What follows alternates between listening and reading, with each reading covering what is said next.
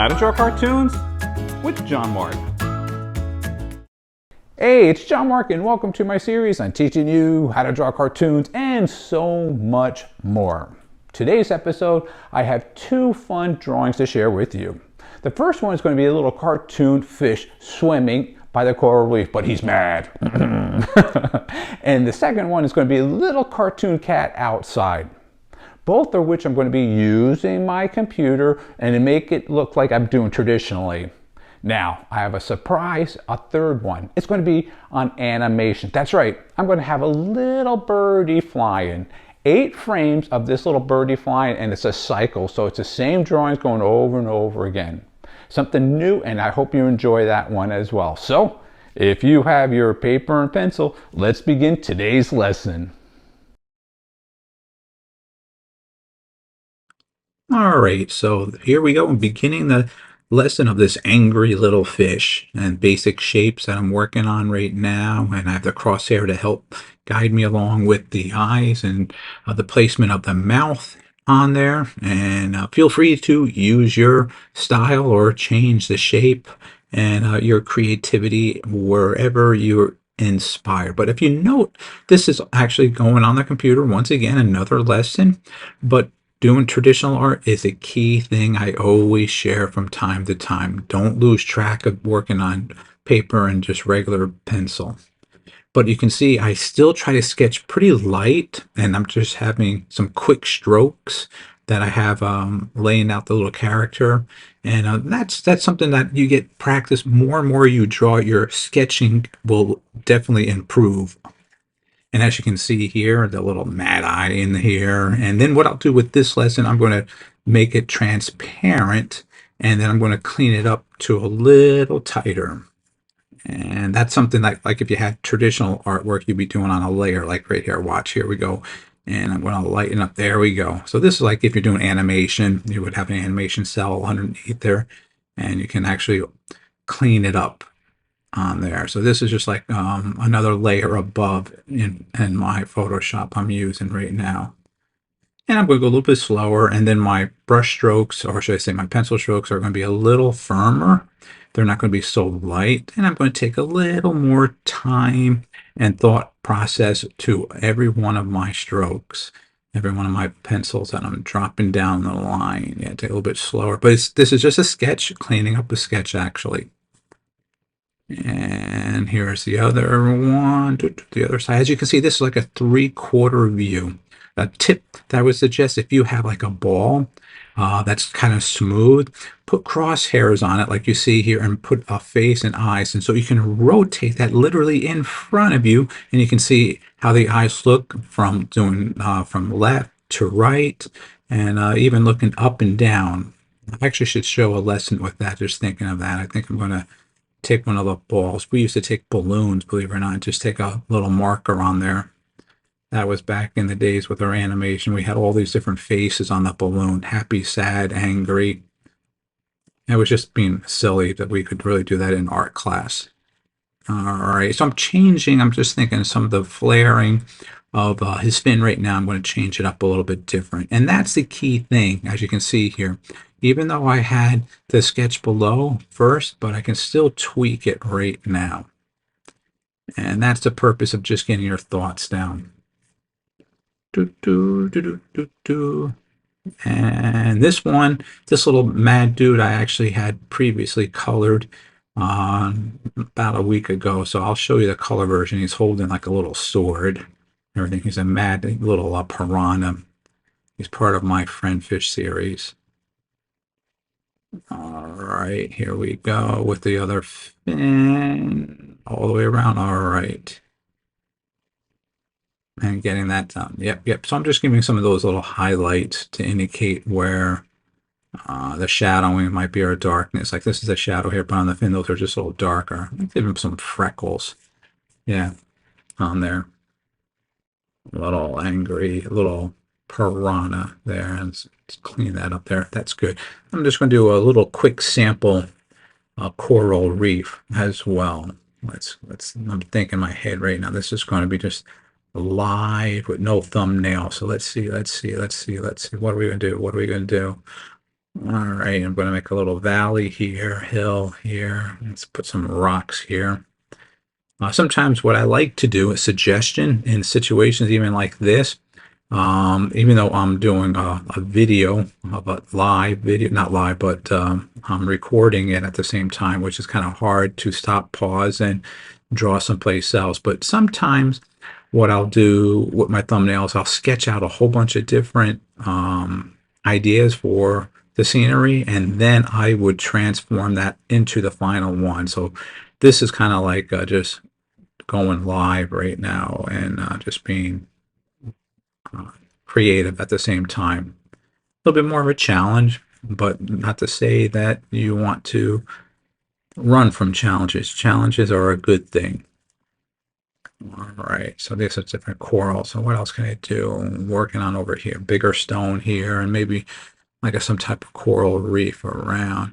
Stay tuned. We'll be right back. And now, back to our show. And sometimes what you can also do is some of your other previous thumbnails and sketches of coral reefs, you can pull out those little notes or those thumbnails that you were working on and use some of those ideas right then and there. So you probably can have a source of a lot of content in front of you that you be really quick to get to when you have when you sketch on a daily basis. And here are some more different coral.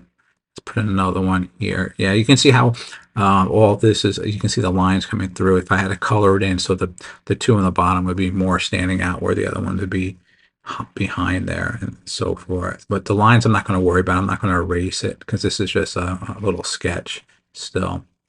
And let's just try to create some type of whimsical little coral reef on the top of here. I've done these before, these little roundabout ones. Kind of look, gives it like a shell look to it. I have that in my video games and also in my backgrounds for some of my comics and stuff on there too. All right, I'm thinking, what else? Let's get some more rocks around here. I'm just going to color them a little darker on this side here. So this is like on the back side of that rock right there, that big rock in the middle. And there, yeah. All right. And some little ones here. I'm just going to randomize them here and there for right now. And put on there again. Back, you know what? I'm thinking what I need to do is get a little bit more detail with the top part here. Let me work with that. Get in some more 3 dimensions, so it's not just flat. So it looks like there's like a little rim around, like a molding. I'm thinking like that. Yeah. There we go. That's better. Yep. All right. A little bit on the other side. Yeah, let's get some seaweed just on the top really quick. Should place it on the top there and on the other side. Yep. All right. Okay, looking good. And bending it over here. Another one. Yeah, some standard shape, like it's folding around and under. I like that little smaller one here. Yeah, that looks good. And a couple of corals on the top. Always finishing that off. Little smaller ones here and there. There you go. I like that. Okay. And what else can we do? What else? What else? We're going to do a little darker. What else? What else? I'm just thinking and drawing at the same time. Maybe put some spots on this one here. So that happens like you're thinking of one area and then next thing you know, you're going to another spot. And I put some spots on there too and little shades. What else? Let's see. Maybe some water waves and some bubbles in there too. So it's randomly placing in there. Since we're underwater, need some bubbles in that case. All right, get the fins on that one. All right, a little darker. Oh, yeah, let's get some the different pattern on them right now. It's not what I had on the finished one, but I just thought of just put a little pattern on them. I like that. Looking good. Yep. All right. What if I add some, like, in the background, some water movement in there? So like a water, like waves in there. Like this would be like a white cloud or a white mist in there. one on the top and someone on the land. That's more like the gradation, sand tone, different, stone. Yeah, I'm just about done. So make sure when you get to this level, as always I say, let's sign, date, share with your family and friends.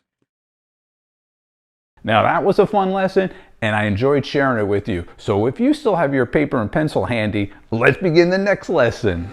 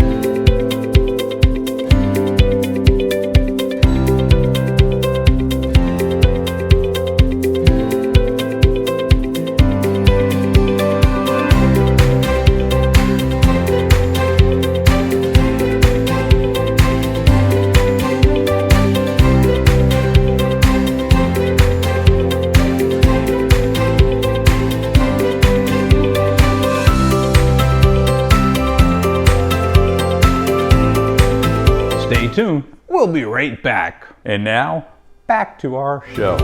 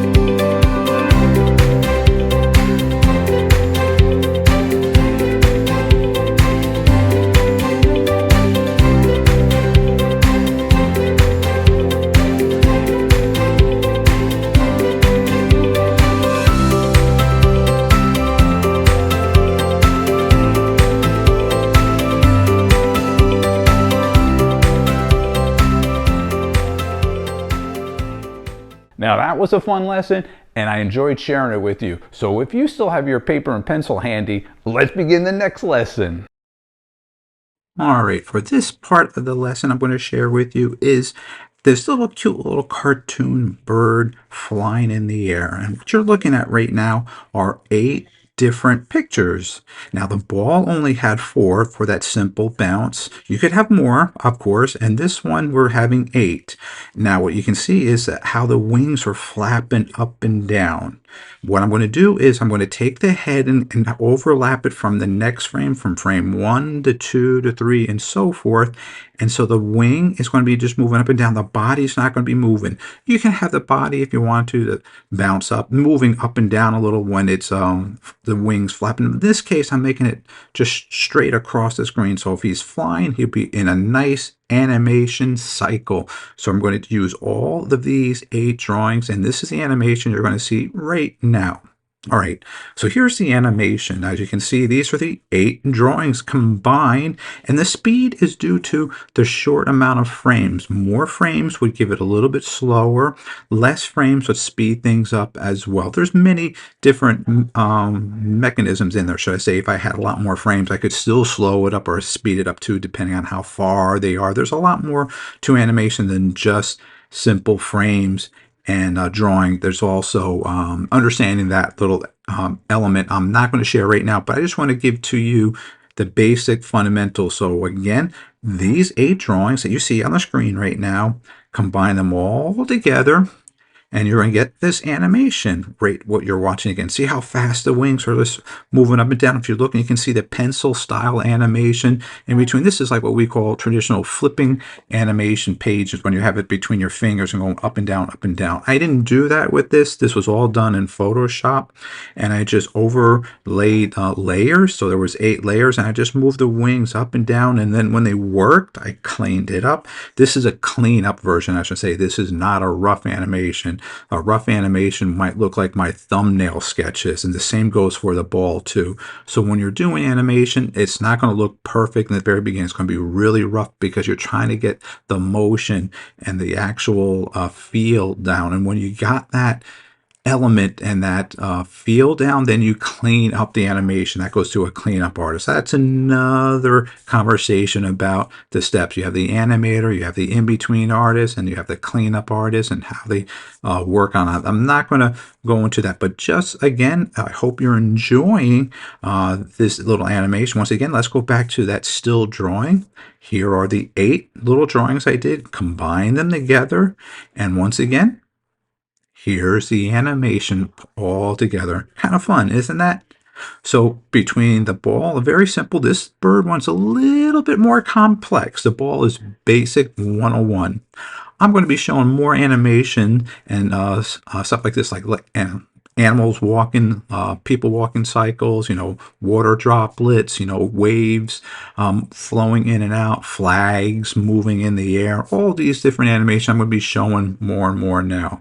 So I hope you enjoy this lesson, and I'm challenging you because all my drawings that you've been watching, the sketching is key to this style of animation. That's the premise of all those lessons I've been sharing with you. As always, thanks for watching this episode, and have a great day.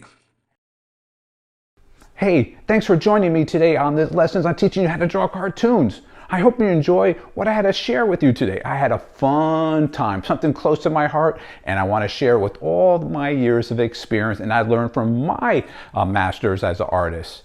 And what they always said to me, as I'm saying it to you too, practice, practice, practice. Sketching daily is something that will be a key thing to making you a better artist. And me too. I'm still sketching daily and I'm still learning.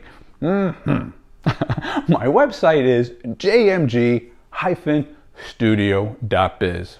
As always, thanks for watching this episode and have a blessed day.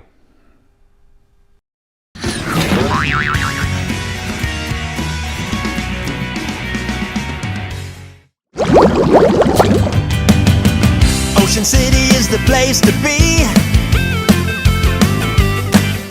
If you want to see all the fish in the sea. Rich is a joker and Mel is super fast. Jemmy and Jelly and Yo-Yo are a blast. 'cause the beauty and all the friends agree they're more than a family. They're friendly fish, friendly fish. There's nothing better than spending the day with friendly fish, friendly fish. Always on the go, always wanna play. There's so much adventure waiting here at the park. Just watch out for the piranhas, even some of the sharks. But if you're looking for some fun, here they are. They're friendly fish, friendly fish. They are a fish's best friend.